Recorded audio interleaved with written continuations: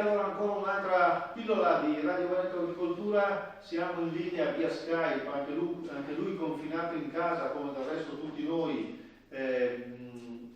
con Marco Spinadin che è il presidente regionale, responsabile regionale di Federpesca, di Federcopesca appunto.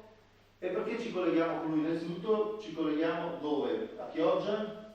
Sì. Ecco, perché Chioggia? Chioggia è la più importante marineria del Veneto e sappiamo molto bene che il settore pesca è in grandissima difficoltà. Tutta l'agricoltura è in difficoltà, ma la pesca in maniera particolare. Spinadin, perché?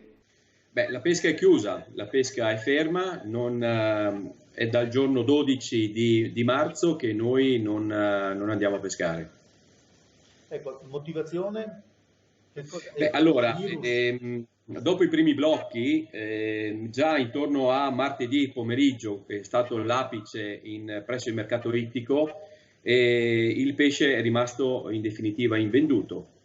Quindi per via dei blocchi che il governo aveva posto per il distanziamento sociale, per bloccare la diffusione del coronavirus.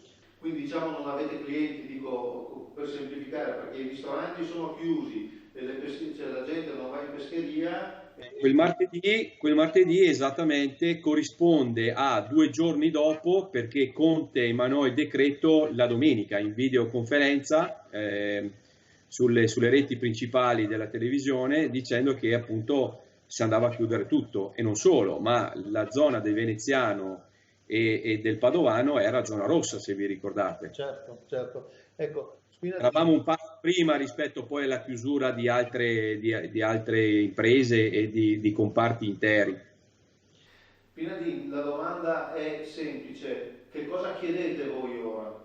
Beh, la domanda è che la domanda è semplice, per modo di dire. Noi chiediamo, visto lo stop che stiamo attuando, di avere un indennizzo per le giornate di fermo che noi abbiamo, ma così come credo tutte le altre imprese di qualsiasi altro settore.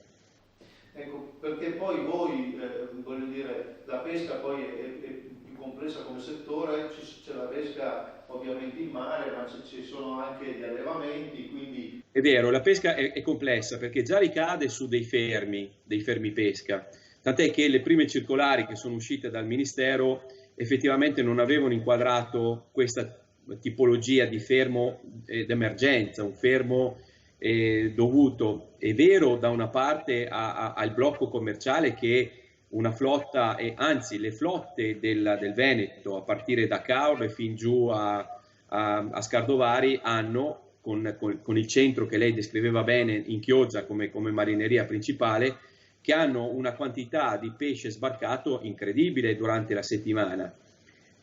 Provate a immaginare ristoranti, mense e quant'altro chiusi, poi anche difficoltà per trasportare questo prodotto al di là dell'Italia, quindi mi riferisco ai 70-80 km di coda che avevamo in Brennero, per esempio, proprio a ridosso delle disposizioni del Ministero. Quindi tutto è venuto a complicarsi, ma tenete conto che molti non sono usciti, moltissimi non sono usciti semplicemente per la paura del coronavirus. Certo, allora per chiudere... Le imbarcazioni, come avete bene in mente, anche che sia abbastanza grande, diventa difficilissimo mantenere le distanze, diciamo, quelle corrette, no? Il metro, la mascherina e quant'altro. Allora, per chiudere questa riflessione severa, ecco, sul discorso della pesca, diamo qualche numero, tutto sommato quanta gente sta soffrendo in questo momento in quanto legato alla pesca?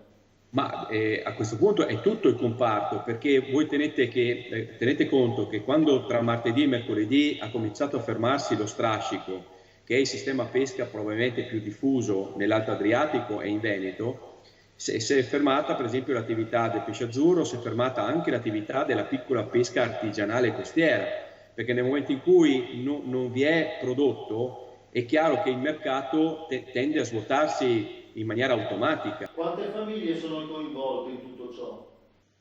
Beh, noi abbiamo dai dati, guarda caso, di Veneto Agricoltura, credo che abbiamo circa non meno di 500 imbarcazioni in questo momento ferme. Quindi 500 famiglie.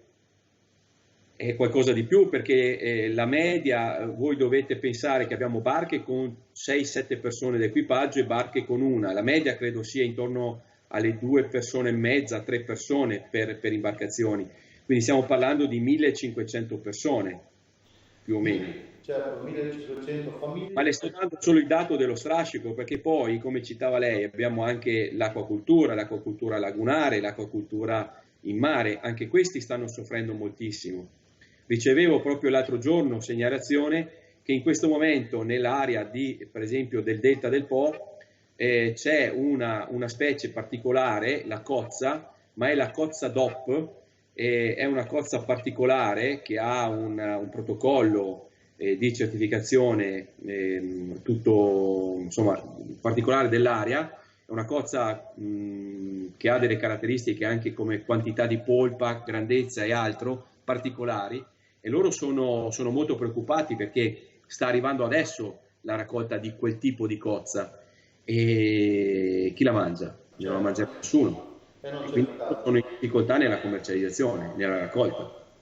Allora, grazie a Marco Spinadin. Sfortunatamente il nostro tempo si è concluso. Noi dobbiamo dire che abbiamo presentato anche la pesca, perché la pesca è un comparto importante per il settore primario e quindi siamo molto vicini a tutte le marinerie venete, probabilmente un problema di tutto l'Adriatico, affinché tutto questo velocemente si concluda e soprattutto chi ha la possibilità di intervenire possa intervenire. Grazie a Marco Spinadin.